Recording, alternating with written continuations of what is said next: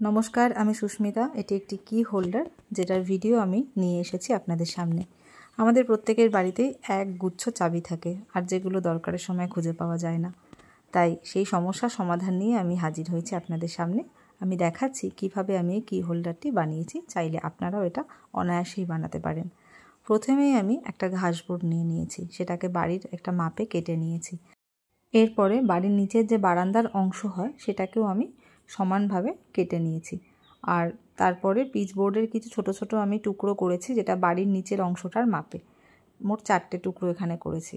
তারপর উপরে আইসক্রিমের কাঠিগুলোকে বসিয়ে ঠিক মিডিল বরাবর একটা ছোট্ট ছিদ্র করে নিয়েছি, যেখানে নাকি হ্যাঙ্গিংয়ের ব্যবস্থাটা করব। আর যে সমানভাবে 4টে ছোট ছোট টুকরো করেছিলাম সেটাকে এক এক করে বাড়ির নিচের অংশটা আঠার সাহায্যে বসিয়ে নিচ্ছি। এরপরে আইসক্রিমের স্টিকেও আঠা লাগিয়ে সেগুলোকে দিয়ে বাড়ির চালের যে অংশ সেটাকে করে নিচ্ছি। এরপরে আমি সবথেকে যে বড় টুকরোটা কেটেছিলাম সেটাকে এর উপরে আঠা দিয়ে লাগিয়ে নিয়েছি। আর আপনারা দেখতেই পাচ্ছেন বড় টুকরোটা দুপাশে কিন্তু সাপোর্টের জন্য আমি পিচবোর্ডের টুকরো লাগিয়েছি। আর সেমভাবে বাড়ির পেছনের অংশতে আমি আইসক্রিমের কাঠি দিয়ে একটা সাপোর্ট করে নিয়েছি, যাতে এটা কোনোভাবে খুব তাড়াতাড়ি যাতে খারাপ না হয়ে যায় জিনিসটা, যাতে অনেক দিন পর্যন্ত এটা টেকসই হয়। এরপর আমি প্রাইমার কোট করে নিচ্ছি। আমি আগেও অনেকবার বলেছি প্রাইমার কোট করলে কালারের ফিনিশিংটা খুবই ভালো আসে। তো আমি এখানে বার্জারের acrylic water base white primer use করেছি। এরপর আইসক্রিমের কাঠিগুলোকে ছোটো ছোটোভাবে সমান মাপে মোট 6 টুকরো করে কেটে সেটাকে সিরিজ কাগজের সাহায্যে সাইডগুলো ভালোভাবে ঘষে নিচ্ছি, যাতে সাইডের এবড়ো খেবড়ো অংশটা পুরোপুরিভাবে মসৃণ হয়ে যায়। এগুলো আমি বাড়ির বেড়ার অংশের জন্য ব্যবহার করছি।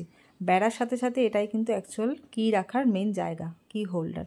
তো গ্লু গানের সাহায্যে আমি মোট 6টা টুকরোকে সমান মাপ করে সমান দূরত্বে বসিয়ে নিয়েছি।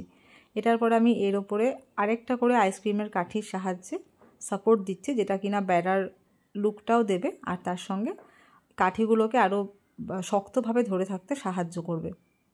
এরপরে আমি এর ওপরে প্রাইমার কোট করছি। তারপরে এখানে রেড অ্যাক্রিলিক কালার আমি ব্যবহার করেছি।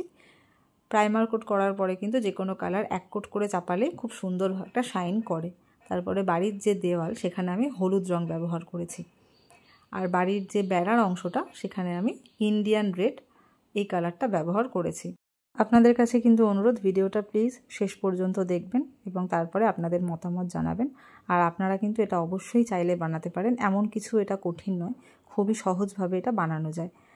এরপর আমি পেন্সিল দিয়ে সাবমিট ইওর কিস এটাকে লিখে নিয়েছি। তারপরে ব্ল্যাক কালার দিয়ে একটু মোটা মোটা করে এর ওপর 000 তুলির সাহায্যে কালার করে নিচ্ছি। তারপরে দেখুন এদিকে দুটো ক্রস চিহ্ন দিয়েছি, তার কারণ এই দুটোতে কিন্তু কি রাখা যাবে না। আপনাদের কেমন লাগলো সেটা জানাবেন, লাইক কমেন্ট শেয়ার করতে ভুলবেন না এবং এটা আপনারা অবশ্যই চাইলে বানাতে পারেন। দেখা হবে পরের কোনো ভিডিওর সাথে, ততক্ষণ পর্যন্ত টাটা।